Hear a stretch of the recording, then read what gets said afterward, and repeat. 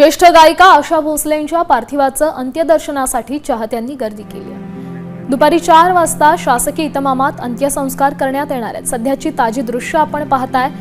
राजकीय मंडळी देखील या ठिकाणी उपस्थित होत आहेत। सध्या सुप्रिया सुळे, आशिष शेलार या ठिकाणी पोहोचल्याचं दिसतंय। काही वेळापूर्वीच सचिन तेंडुलकर हे देखील या ठिकाणी पोहोचले होते आणि आता राजकीय वर्तुळातून सुप्रिया सुळे पोहोचलेल्या आहेत। अंत्यदर्शन घेण्यासाठी त्या या ठिकाणी पोहोचलेल्या आहेत। काल त्यांची आशा भोसले यांची ब्रीच कँडी रुग्णालयात उपचारादरम्यान त्यांचं निधन झालं होतं। वयाच्या 92व्या वर्षी त्यांनी अखेरचा श्वास घेतला। आशा भोसले यांना हिंदी सिनेसृष्टीची वर्सटाईल गायिका म्हणून ओळखलं जायचं। तब्बल 6 दशकं त्यांनी इंडस्ट्रीत आपल्या गाण्यांना आवाज दिलेला आहे।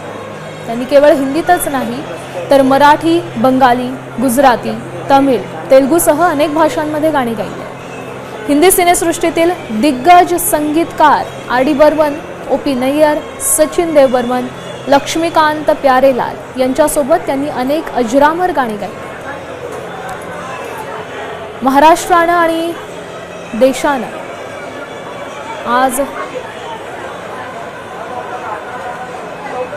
मोठं नाव, मोठा चेहरा गमावलेला आहे। ही पोकळी कधीही भरून न निघण्यासारखी आहे।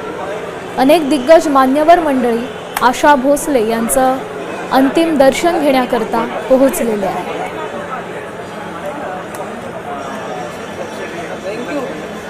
कला विश्वातून तसंच राजकीय वर्तुळातून देखील अनेक दिग्गज नेते, कलाकार मंडळी आशा भोसले यांचं अंतिम दर्शन घेण्याकरता पोहोचले। काही वेळापूर्वीच पोलिसांनी देखील मानवंदना दिली। आज दुपारी 4 वाजता आशा भोसले यांच्यावर अंतिम संस्कार करण्यात येतील।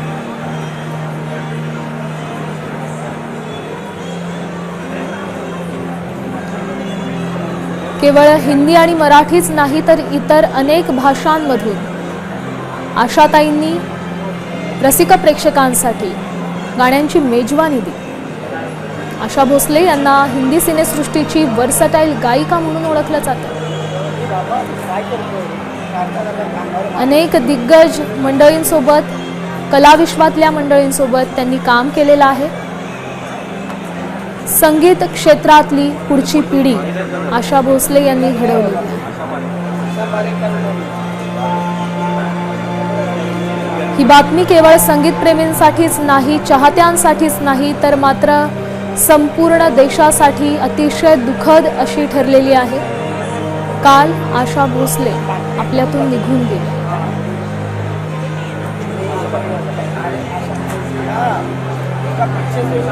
ब्रीच कँडी रुग्णालयात त्यांनी अखेरचा श्वास घेतला।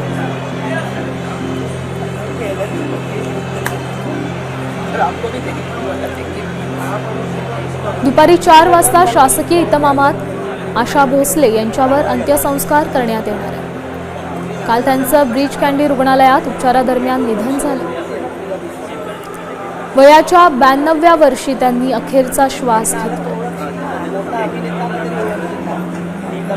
अनेक पुरस्कार आशाताईंच्या नावावर आहेत। सर्वाधिक गाणी गायल्याचा रेकॉर्डही आशा भोसले यांच्या नावावर। महाराष्ट्रातील सर्व बातम्यांचे विश्वासार्ह व्यासपीठ, सकाळच्या सर्व सोशल मीडिया प्लॅटफॉर्मला लाईक, फॉलो आणि सबस्क्राईब करा। तसंच